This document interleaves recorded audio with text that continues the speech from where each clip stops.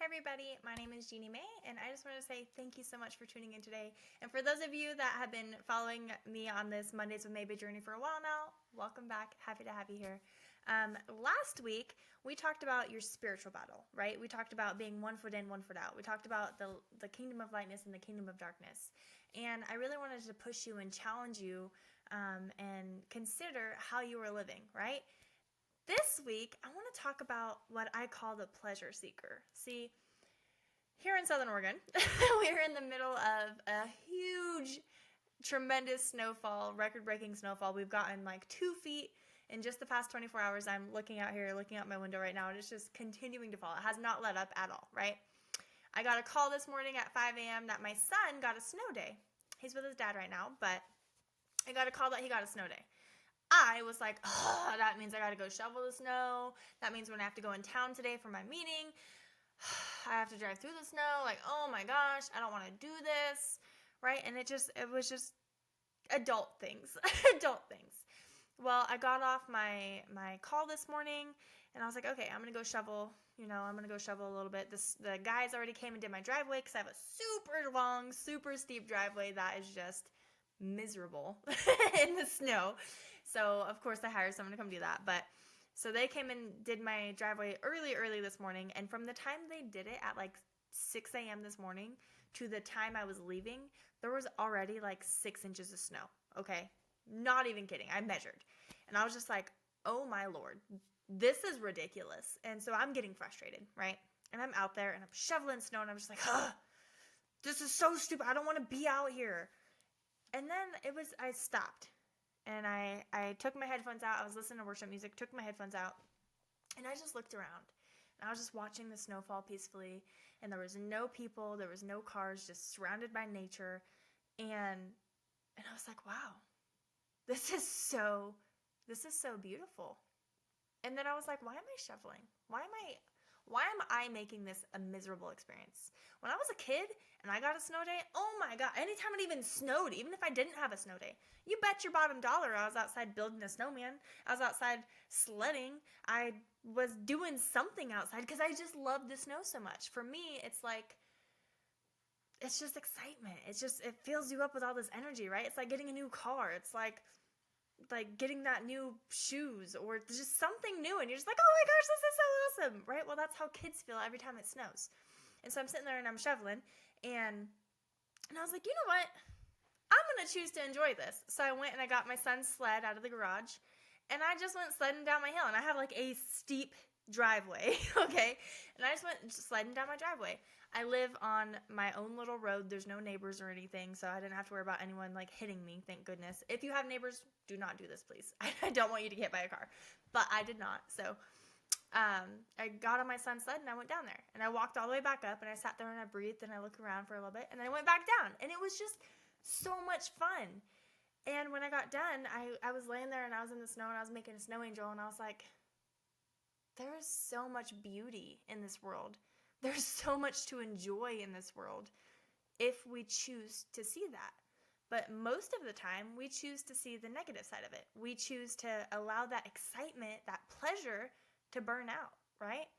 How often have you gotten something new? How often have maybe you really wanted to get a new car and you finally got a new car and you're like, oh, this is awesome. This is the coolest car ever. Oh my gosh. When I got my new car, it has massage seats. And I was like, this is the coolest thing. I still use them every single day. Okay, I still absolutely love my car. But eventually that excitement starts to wear off, right? And it's kind of becomes like an expectation. And then you take it for granted. We have so much snow outside. And I was just talking to a friend earlier today. They've never even seen snow. They've never even got to play in the snow. And I was just like, oh my gosh, we take this natural beauty for granted. And there's people that don't even have that, right? We lose that excitement, that pleasure in the simple things. Just like that new car smell, it finally fades away and it's not exciting anymore. Or that new pair of shoes that you really wanted that now are just sitting in your closet, right?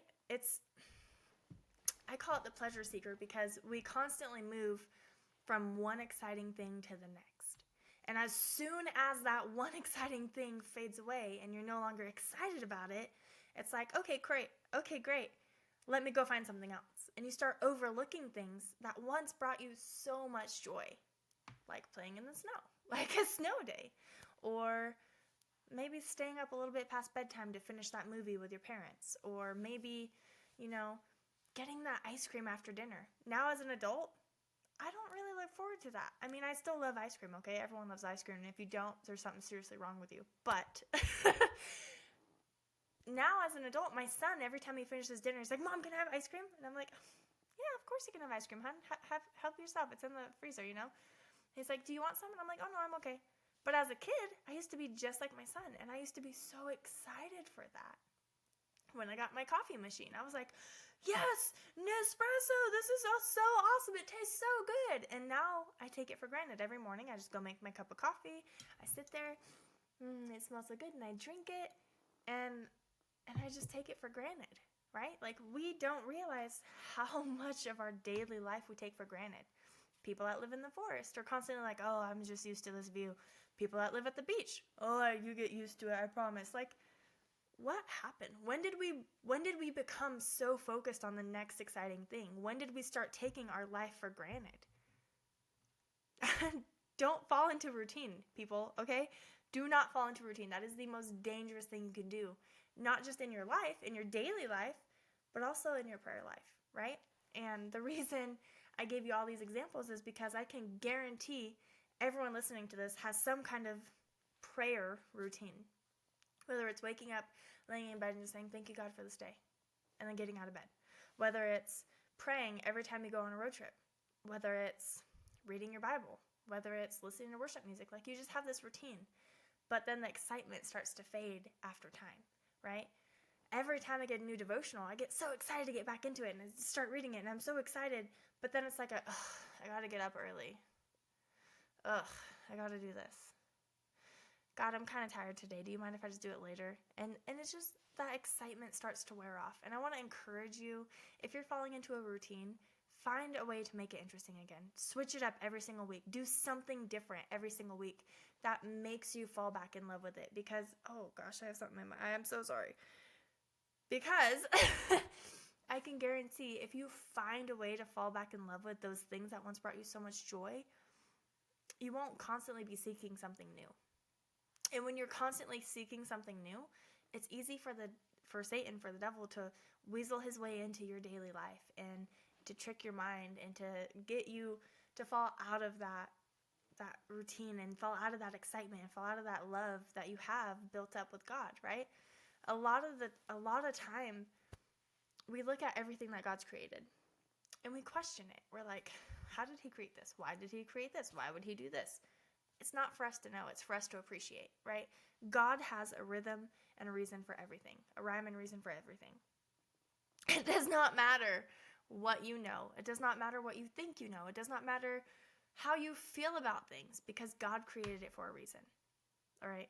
He is Lord of all, or he ain't Lord at all. And what I mean by that is, if you're not willing to accept that there's a reason for everything and God created everything and yada, yada, yada, then he's not Lord at all for you. You can't have one foot in and one foot out, all right? You can't be constantly seeking that new exciting feeling, but then still appreciating something that you had 20 years ago. It doesn't make sense, all right? And I know a lot of you are like, oh, I have this one thing that I've had forever and I love it so much. And you probably use it all the time, and you probably go to that one thing when you need it for whatever it is, right? For me, for example, I have this, it's kind of a silly example, but I have this really old Bible bag, and my dad gave it to me when I was a little girl, and I love it, absolutely love it, absolutely cherish it. I'm not going to replace it because my dad got it for me, and it means so much to me. But I only use it on Sundays, right? I don't parade it around. I don't show it off. I'm not bragging about it because it's not exciting. It's not new for me. It has meaning for me, absolutely. But the excitement wore off. Now it just has a purpose, and now it just holds my Bible. Don't let those things that once excited you to now just have a purpose, to now just be part of your day, okay? Find a way to fall back in love with it. Whether it's, again, changing your routine up, whether it's pausing when you're frustrated about something, and just looking at everything you have in your life and thinking about how blessed you are to have it. The snow, yeah, it's annoying. It causes extra work for me, but it's such a blessing. It helps us prevent wildfires. It helps keep us out of a drought. It provides shelter for a lot of animals. It provides water for a lot of animals. Yeah, it's absolutely dangerous, but it's so beautiful. And for me, it's purity. It's a way of God purifying our soil. It's a way of God allowing us to start over fresh and start over new. And I was just talking about this with someone the other day, and it was, I had such a hard week. My son and I had such a hard week. He's been going through a lot emotionally lately, just going between his dad's house and my house, and you know, he's a little guy. He's having a hard time understanding everything, and as much as I try to walk him through it, it's still hard for him. And so last week was a trying week for both of us. For him, mentally, for me, emotionally, it was tough on both of us. And then it snowed. And I know you're going to think I'm crazy for this, but it snowed. And I was just up all night the night before, and I was so upset because my son and I had a really hard falling out, and we just weren't seeing eye to eye. And that crushes me because he's my favorite person in the entire world, and I just want to be such a good mom. That is my number one goal in life, is to just never let him down. And I felt like I failed him. I felt like I did not prepare him. I felt like I didn't give him a good home life. I felt like a failure, okay? And so I was up all night, and I was just beating myself up, and I was crying, and I was just having a hard time, and I was sitting there talking to God, and I was just praying and begging God. I was begging God to just help me, to give me, peace of mind, to give me courage, to give me confidence, to just show me a path, any path other than this, because I'm failing my son. And I was just begging God, begging him, and I finally went to bed.